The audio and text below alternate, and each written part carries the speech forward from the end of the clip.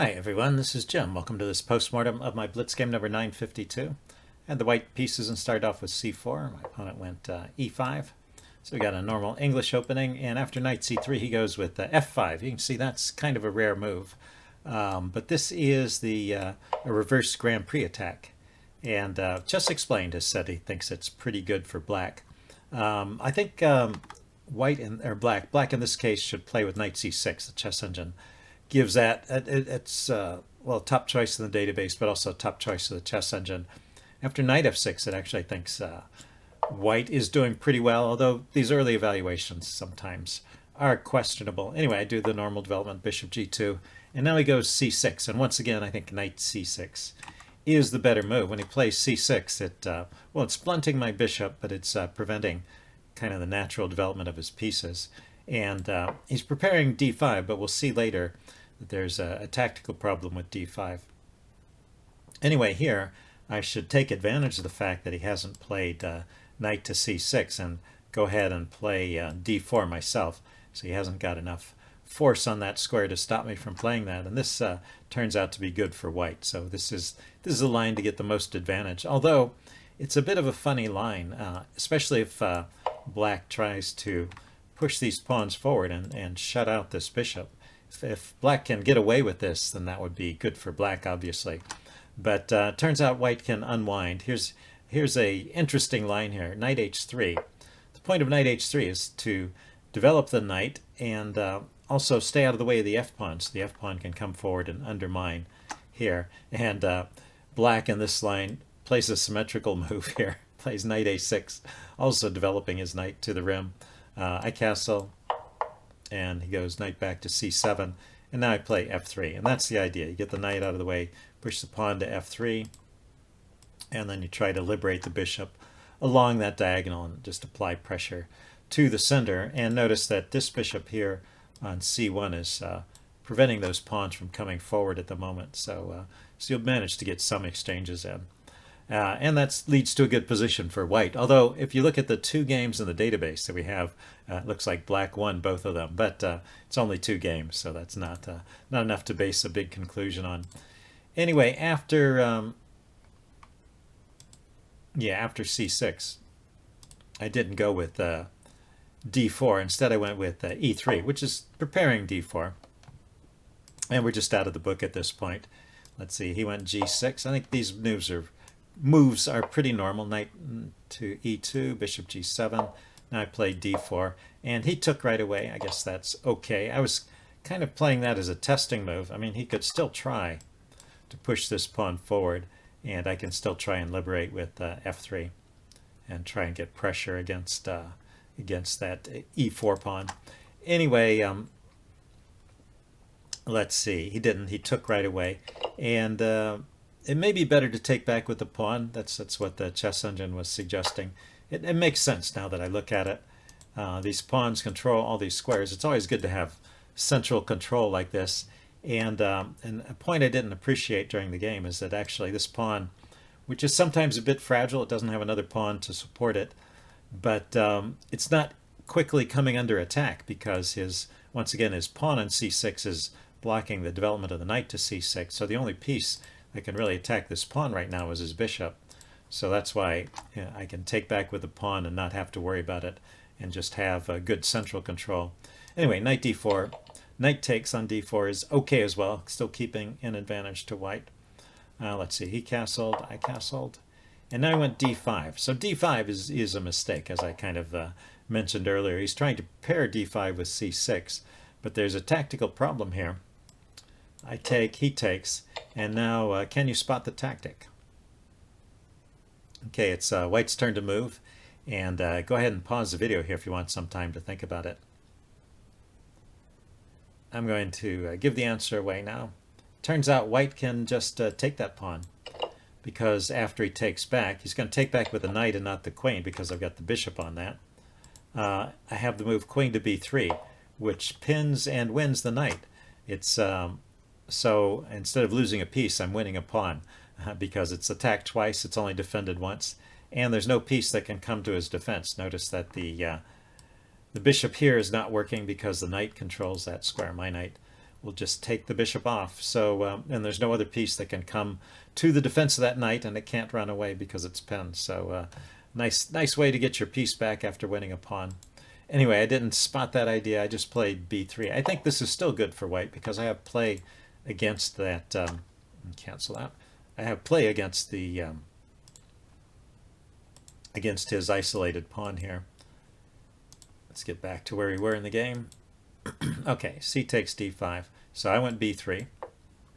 He went knight c6. And here I just developed with bishop b2.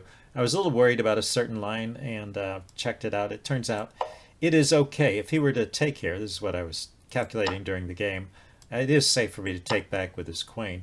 He can bring the knight in here, which is sometimes a big threat because, well, first of all, he's doing it with tempo against the queen, but also because the knight and the bishop are combining their attack against the knight, and sometimes there's further. If the knight moves away, you have to worry about the bishop here, although in this case the knight could defend it. But I have to move the queen first.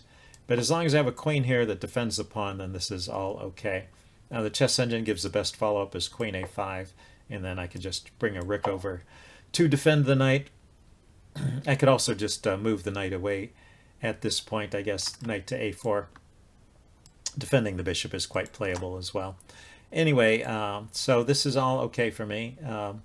Although the chess engine actually liked knight takes d4. It thought that was the best move for black in this point. Maybe it just wants to kind of reduce the material here. Although, in general, when you have this isolated queen pawn, the usual rule of thumb is you want to keep the minor pieces on, so you have you can try and get activity with your minor pieces and use your isolated queen's pawn to help those pieces out. Anyway, he went knight e4 here, and I didn't want to take this knight and straighten out his pawn structure, so I took this knight. My knight was under fire here, and I had to do something. And this is another point I was a little bit worried about, but this turns out to be okay. The line I was worried about after the fact, he didn't try this, but I was kind of curious. He could have tried knight takes knight, because now, I mean, his queen was hanging, but now my queen was hanging. But it turns out this is okay for white because, once again, of a tactic. Say I take his queen, he takes my queen. Now I can take this pawn with check. So I've just gained a pawn here. So he has to move his king, and I can take the bishop off with check, so we trade bishops. I don't have to give up the bishop for a knight or anything. And then I can bring my rook over to take his piece, and he'll take my piece. But I've got active pieces. I've got an extra pawn, so it looks like it's a good position for white, probably winning. So the way he played this was correct. He takes back the knight with the pawn, and then I'm going to try and get pressure against these pawns, which I think I was pretty successful in this part of the game. So let's say I went with queen c2. He continued to exchange. I think that's probably the wrong idea here. I think black should keep the pieces on and keep the game complicated here to try and get the best chances. But anyway, he went for these trades, and there was no easy way for me to avoid them. But it keeps an advantage for white, or yeah, for white throughout this part. See, he goes bishop b7, go rook a to c1. So naturally, I'm going to line up against his pawns, which are on the half-open files here. He brought his rook over to defend. See, I played b4. The idea is to prevent that pawn from coming forward, so I'm going to try and keep it backwards as long as I can. See, he went a6 here. I brought the other rook over. I went queen c5 first. He went rook f7. Then I brought my other rook over. I was looking forward to maybe taking advantage of a pin on this file by pushing the pawn forward, but he moved the queen out of the way immediately. He went queen f8, and I didn't want to trade, so I dropped my queen back to I moved my queen forward to b6. So one thing I had noticed about his structure at this point is that he does have all these holes on dark squares. So I have a light squared bishop, so I don't have the best pieces to take advantage of the dark squared holes, but they're there nevertheless. And my queen, as you saw in the game, was able to creep into his position kind of step by step. So I actually think this queen b6 move was pretty good and important to setting up the win. Let's see, he pushed on with g5, and I lifted my rook to d4, defending the pawn. Also I wanted to stop this pawn from coming forward. I had calculated the line, which turned out to be correct, that I can really just take the pawn when he pushes it forward. Anyway, he didn't push right away. He played rook c to c7, so he lifted up his rook. There was a problem with this bishop being loose. If there's a trade, he pushes the pawn forward. If there's a trade on this on the f4 square, and I take off the rook, then at the end of the day this bishop will be hanging. So he lifted his rook up so he'd have a second defender of the bishop. But this sets up another tactic here. So what's a good tactical shot in this position? White's turn to move. Okay, pause the video if you want time to think about it. I'm going to give the answer away now. Answer is I can play bishop takes d5, and that's the killer move. It'll win the exchange here at least, because I'm threatening to take that rook off and it can't move away. And if he takes the bishop, then that opens up this file. So there was a pin on the C file there I wasn't aware of, and so I just win a whole rook in that case. So that was my mistake. I completely overlooked the pin on the C file here, but a nice tactic. Anyway, I continued with the A4 here. He went F4, so as I said, this was a mistake that I had calculated previously. His best move here is rook C to D7, and then, you know, black can fight on from this position. Oh, I did E7. The chess center preferred rook C to D7 here. Anyway, as I was about to say, black can fight on in this position. White is still has some edge, but it's a game, and not clearly winning for either side. Okay, anyway, I went A4, he went F4. He just pushed ahead with the F pawn, and I took it. He took back, and I just kept taking, because when he takes, I get to grab this rook. So I've just won a pawn, right? I've got 5 pawns, and he has 4, but I missed this. Rook takes b4. But it turns out that because his rook has departed his king position and gone adventuring here, trying to grab a pawn and keep material equality, it turns out I just have a winning position here.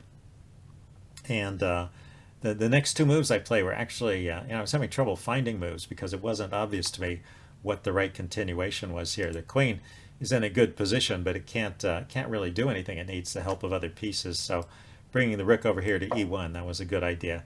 I'm thinking of maybe being able to double on the 7th as an idea, and that was the top choice of the chess engine in this position.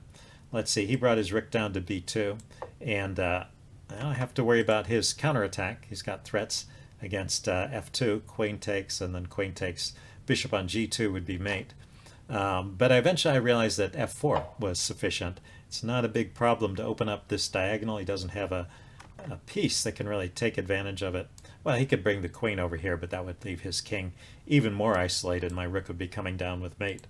So, and my king can just step aside. So he's just not quick enough to take advantage of that check.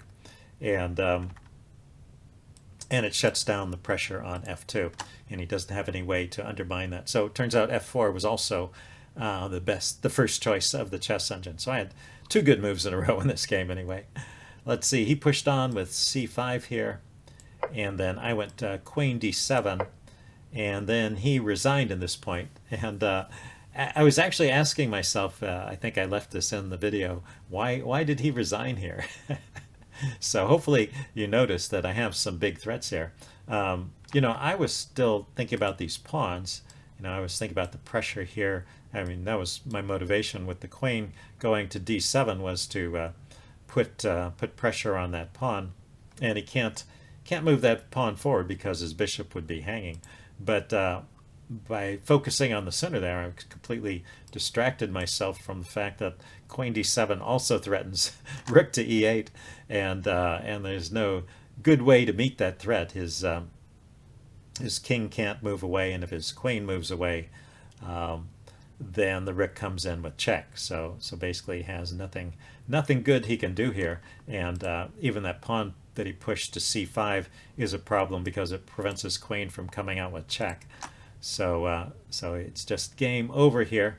The funny thing is Queen d7 is not even the best move in this position. The chess engine likes the move bishop to h3.